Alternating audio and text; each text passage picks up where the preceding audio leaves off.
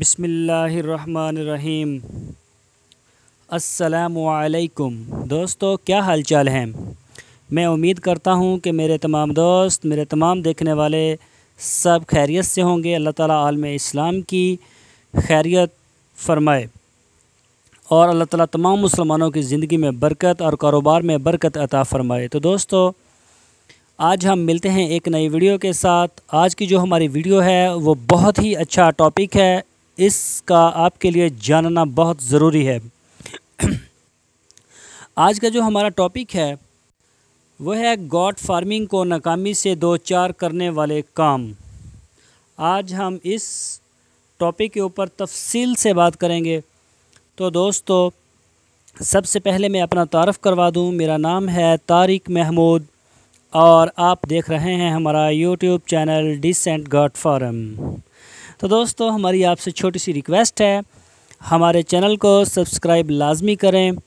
ہم آپ کی معلومات میں اضافہ کرنے کے لیے اپنے ذاتی خرچے کے اوپر ٹریولنگ کرتے ہیں، سارا ڈیٹا اکٹھا کرتے ہیں، لوگوں سے ملتے ہیں اور پھر جا کے ڈیٹا کو کلیکٹ کرتے ہیں اور آپ سے شیئر کرتے ہیں۔ تو دوستو، آپ ہمیں سبسکرائب لازمی کریں، تو ہماری ویڈیو کو لائک کریں اور شیئر کریں۔ تو چلتے ہیں ہم اپنے ٹاپک کی طرف۔ تو دوستو، جب ہم گوٹ فارمنگ کے فائدے پڑھتے ہیں تو فوراً گوٹ فارمنگ کرنے کے بارے میں سوچنے لگتے ہیں۔ جیسا کہ آج کل ایک بکرے کی قیمت 35 سے 40 ہزار روپے سنتے ہیں تو سوچتے ہیں کہ اگر 10 بکرے بھی پال لیں تو 4 لاکھ روپے کما لیں گے۔ اس لیے بغیر سوچے سمجھے منڈی سے 10 عدد بکرے لے آتے ہیں اور شروع میں تو ان کا ہم خاص خیال رکھتے ہیں، پھر اپنی دوسری مصروفیات کی وجہ سے یا پھر کم علمی کی وجہ سے ان کی درست پرورش نہیں ہوتی اور کچھ جانور مر جاتے ہیں اور جو بچ جاتے ہیں وہ سوچی گئی قیمت نہیں دیتے، جس سے نقصان ہوتا ہے۔ آج کا ٹاپک دوستو ہمارا بڑا زبردست ہے، اس بات کے اوپر ایک لائک تو بنتا ہے۔ ہماری ویڈیو کو لائک ضرور کریں اور شیئر بھی کریں، شیئر کرنا بالکل نہ بھولیے۔ تو اس ویڈیو کا مقصد گوٹ فارمنگ کے ساتھ جڑے ہوئے خطرات کو بھی سامنے لانا ہے، تاکہ گوٹ فارمنگ شروع کرنے والے احباب کو ان اندیکھے خطرات کے بارے میں علم ہو سکے اور ان سے بچاؤ کی کوئی تدبیر کر سکیں۔ ہر کاروبار کی طرح گوٹ فارمنگ کے اپنے نفع اور نقصان ہیں۔ اگر آپ گوٹ فارمنگ شروع کرنے کا ارادہ کر رہے ہیں تو اس کے فائد کے ساتھ جڑے ہوئے خطرات کا جاننا بہت ضروری ہے۔ گوٹ فارمنگ جہاں بہت زیادہ منافع دینے والا کاروبار ہے، وہاں چند ایسے خطرات ہیں جن پر توجہ نہ دینے سے فارم ختم ہو سکتا ہے۔ یہ بہت بڑا ایک ایشو ہے اور یہ مسائل بھی ہمارے فارمروں کے ساتھ پیش آ رہے ہیں۔ وہ بیچارے ہوتے ہیں نئے اور وہ بس 6 ماہ سال کے اندر وہ سارا نقصان جو ہے ان کے کھاتے میں ڈل جاتا ہے اور ان کی چھٹی ہو جاتی ہے۔ تو ہم نے سوچا کیوں نہ ہم اپنے جتنے بھی ہمارے دیکھنے والے دوست ہیں ان کے ساتھ یہ جو خطرات ہیں فارم کو نقصان دینے والے، اس کو پروموٹ کرنے والے، ان کو سامنے لایا جائے۔ تو آپ نے ویڈیو اینڈ تک دیکھنی ہے، انشاءاللہ آپ کو کافی اس میں سے نفع ملے گا، کافی مواد بھی ملے گا۔ اگر فارم پر جانوروں کے لیے مناسب رہنے کا انتظام، چارے کی فراہمی اور پانی کا بندوبست نہ ہو تو جانور فارم پر لانے سے مشکلات کا شکار ہوں گے۔ فارم کو ناکام کرنے میں بیمار جانوروں کی شناخت نہ کرنا اہم کردار ادا کرتا ہے۔ کبھی بھی جانور فوراً موت سے ہمکنار نہیں ہوتا بھی، ایسا کبھی نہیں ہوگا کہ بس ایک پل میں وہ مر جائے، ایسا نہیں ہوتا۔ وہ پہلے بیمار ہوتا ہے، اپنی نشانیاں ظاہر کرتا ہے۔ اگر عقل مند فارمر اپنے جانور پر نظر رکھنے والا ہے تو بیمار جانوروں کو فوراً شناخت کر کے اس کا علاج کرواتا ہے۔ اگر صرف جانور کے جسم کا درجہ حرارت کم یا زیادہ محسوس ہوا ہو تو اس کی بیماری کا اندازہ لگایا جا سکتا ہے۔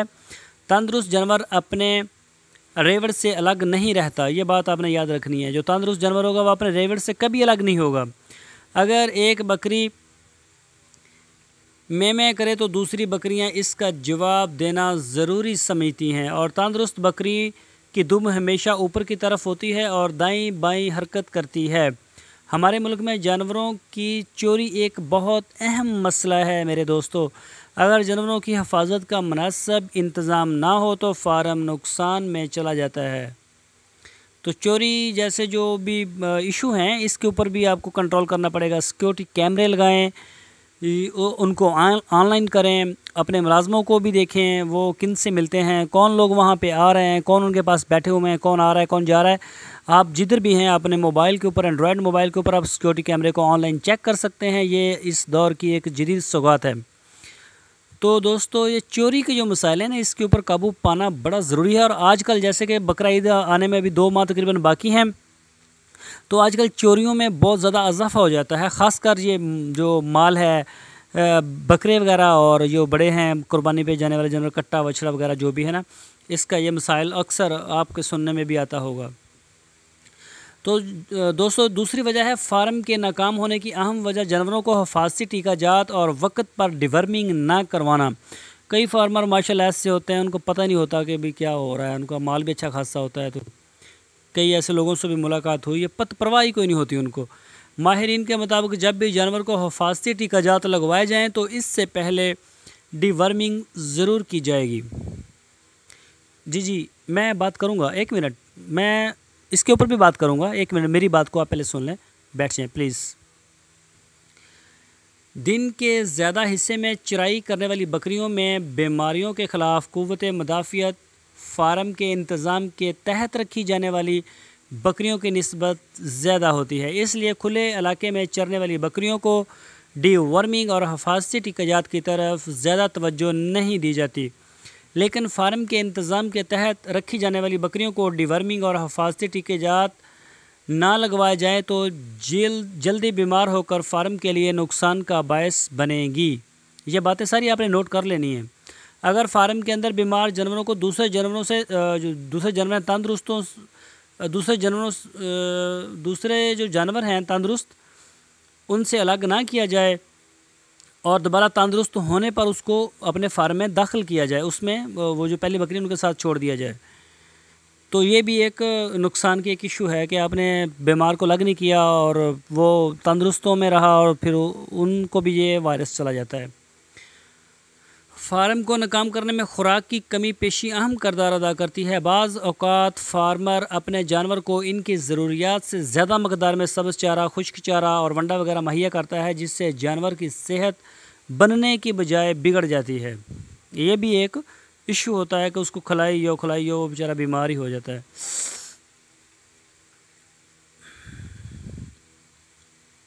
اور بعض اوقات جانور کو اس کی ضرورت سے کم سبز چارہ، خشک چارہ مہیا کیا جاتا ہے، جس کی وجہ سے فارم نقصان میں چلا جاتا ہے۔ زیادہ چارہ دینا یہ بھی نقصان، کم دینا یہ بھی نقصان۔